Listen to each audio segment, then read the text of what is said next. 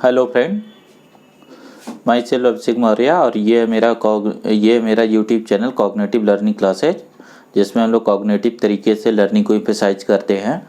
अभी तक मैंने जो आपको लेक्चर दिए हैं उसमें हमने बेसिकली सीखा है कि जो प्लांट किंगडम है, प्लांट किंगडम के पहला जो ग्रुप है यानी कि एल्गी के बारे में, उसके मार्फोलॉजी, उसका रिप्रोडक्शन है ना, उसके जनरल फीचर को समझा है। जैसे जो आपका प्लांट किंगडम है ना, इसमें जब हम किसी इंडिविजुअल को पढ़ते हैं, जैसे कि एक ग्रुप को पढ़ते हैं जैसे एल्गी को, तो पहले उसके मार्फोलॉजी को पढ़ते हैं, उसके रिप्रोडक्शन को पढ़ते हैं बेसिकली, और उसमें एक और टॉपिक पढ़ते हैं कि उनका अगर कोई क्लासिफिकेशन का बेसिक हो।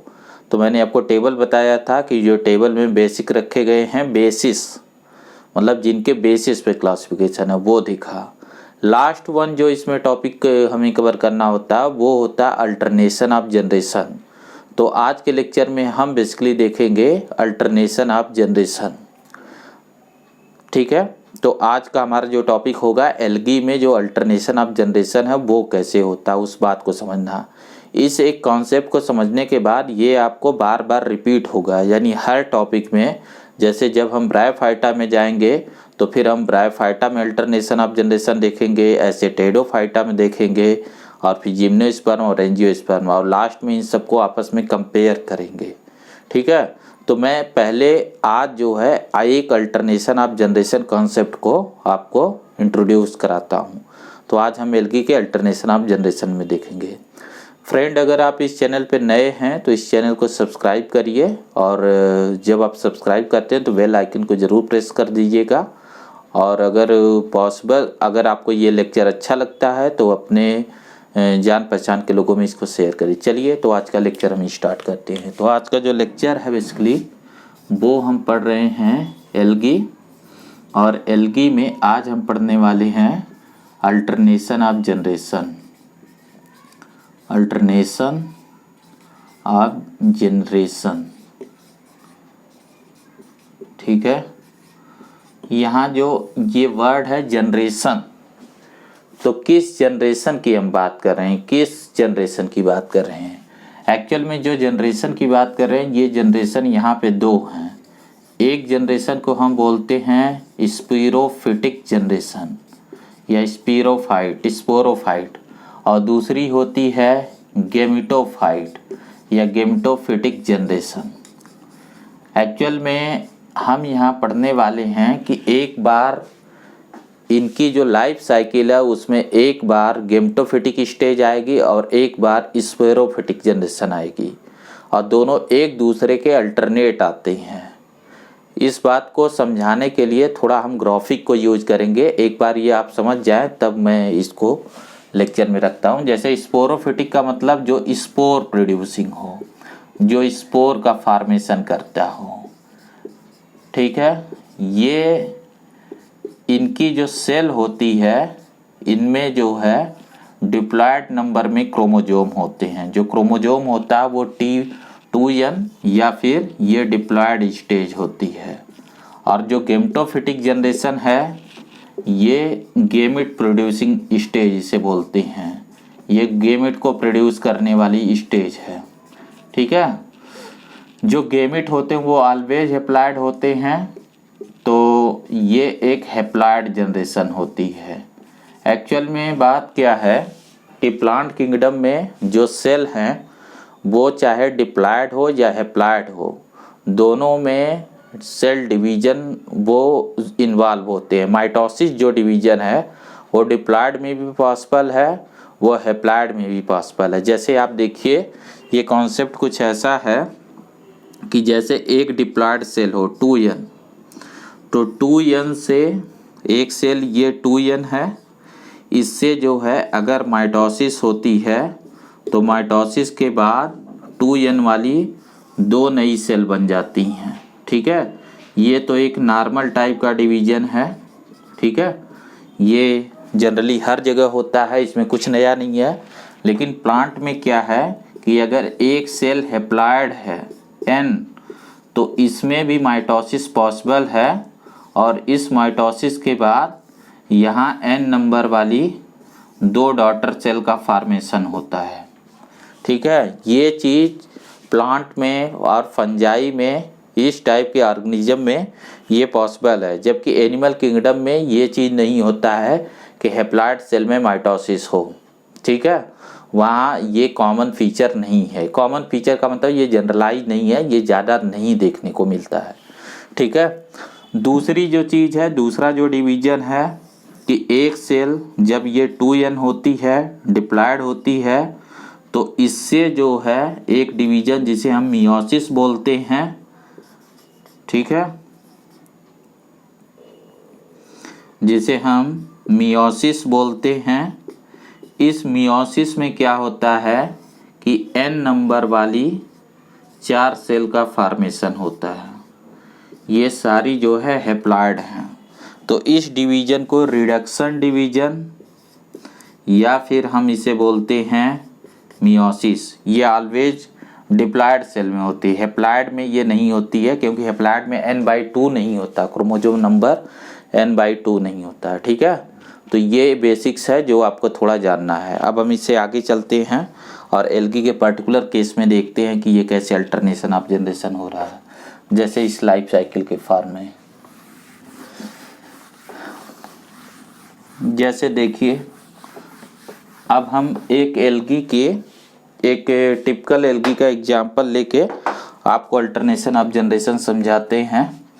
जैसे मान लीजिए मैंने एक एल्गी ले लिया, फॉर एग्जांपल स्पाइरोगायरा का जो एक फिलामेंटस एल्गी है, ये इसकी बॉडी है।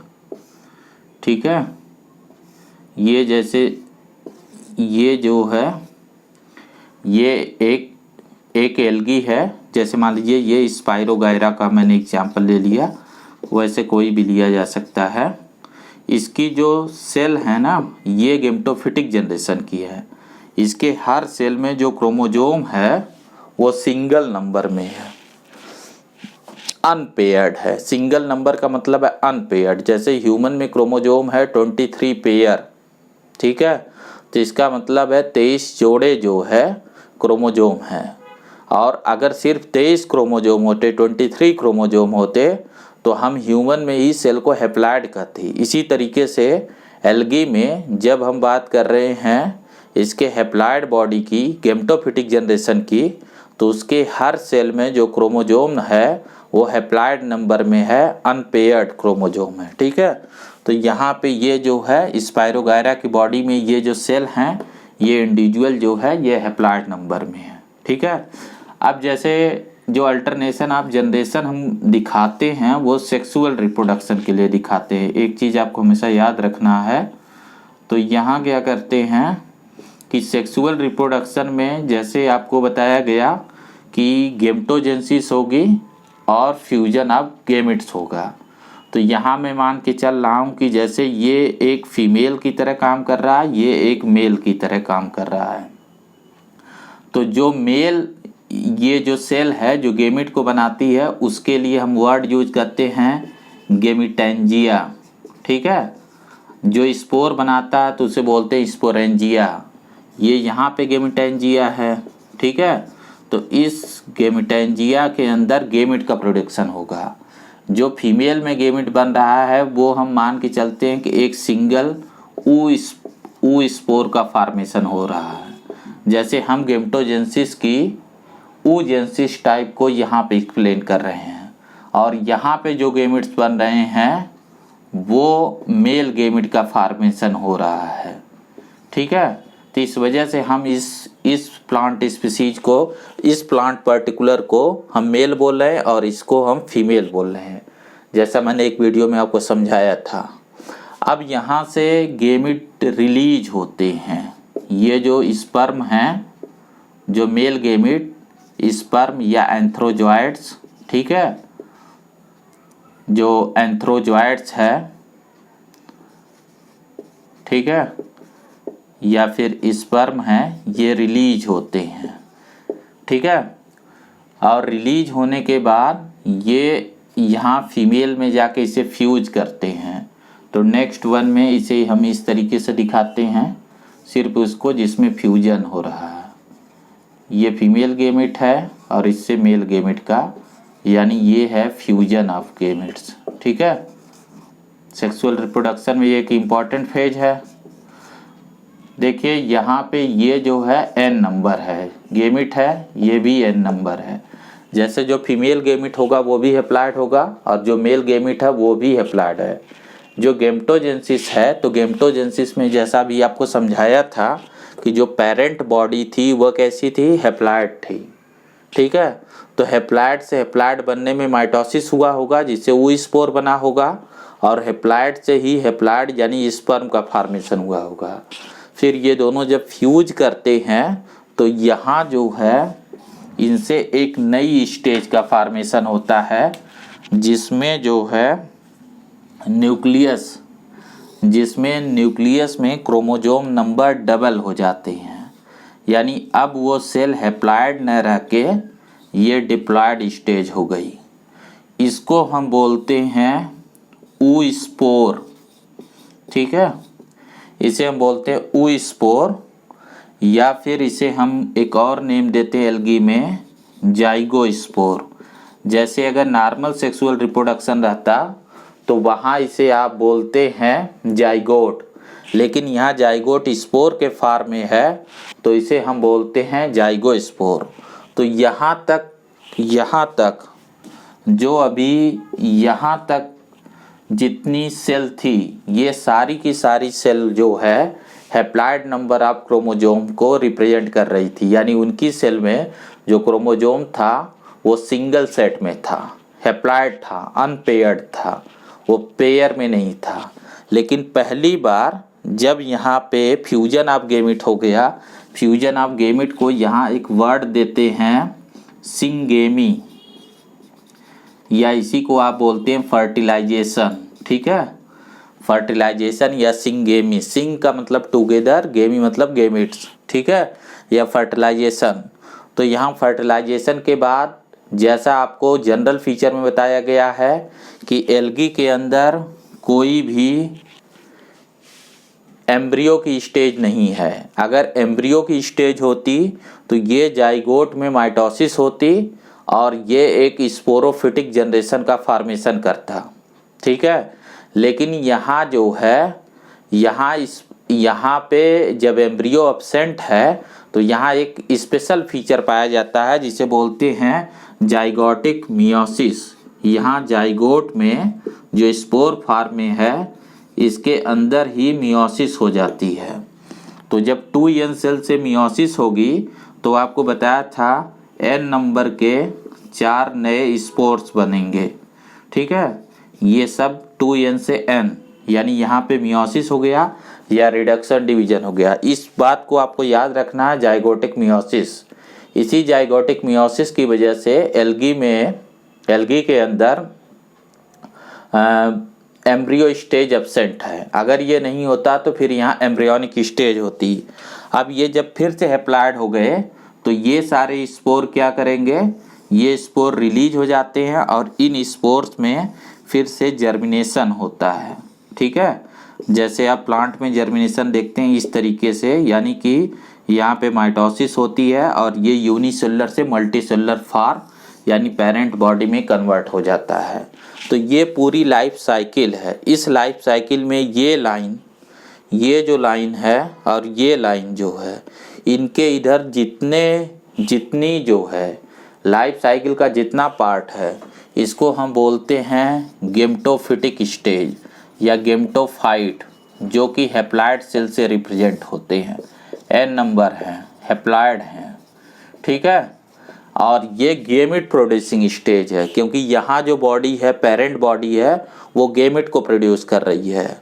और ये जो सिंगेमी और जाइगोटिक मियोसिस के अंदर है ये डिप्लॉइड स्टेज है, तो इसको हम बोलते हैं स्पोरोफिटिक स्टेज। तो यहाँ मैं इसको नोट कर रहा हूँ, स्पोरोफिटिक स्टेज या स्पोरोफाइट, जो कि डिप्लॉइड है। तो एल्गी में जो अल्टरनेशन ऑफ जनरेशन, मतलब 2 जनरेशन हो गई। एक ये स्पोरोफाइट की जो सिर्फ एक सिंगल सेल की स्टेज है, और ये जो multi cellular main dominant stage है ये गेमेटोफिटिक स्टेज है। तो प्लांट किंगडम को जब हम पढ़ते हैं तो अल्टरनेशन ऑफ जनरेशन का मतलब है कि अब देखिए ये गेमेटोफिटिक स्टेज है, गेमेटोफिटिक स्टेज से स्पोरोफाइट आई, स्पोरोफाइट से स्पोर बने, स्पोर फिर जर्मिनेट किए और वापस गेमेटोफाइट हो गया। तो गेमेटोफाइट स्पोरोफाइट, स्पोरोफाइट गेमेटोफाइट, ये एक साइकिल में चलता रहता है जिसे हम इसकी लाइफ साइकिल भी बोलते हैं। तो यहाँ इसी बात को हम बोलते हैं अल्टरनेशन ऑफ जनरेशन, यानी अल्टरनेशन ऑफ जनरेशन किसके बीच हो रहा है, गेमेटोफिटिक और स्पोरोफिटिक। तो हमें ये बताना होता है कि यहाँ डोमिनेंट फेज कौन है, तो हम बोलेंगे डोमिनेंट फेज जो है वो हैप्लॉइड फेज है, ठीक है, और जो रिड्यूस फेज है, लेस डोमिनेंट फेज है, वो स्पोरोफिटिक है। तो अगर पूछा जाए कि एल्गी में जो पेरेंट बॉडी है ना, जो डोमिनेंट जो वेजिटेटिव बॉडी है वो किस में है, तो वेजिटेटिव जो बॉडी होती है जिसमें ये मोस्ट ऑफ टाइम होता है वो इसकी गेमेटोफिटिक स्टेज होती है। स्पोरोफिटिक स्टेज बहुत छोटी है, एक सिंगल सेल की है।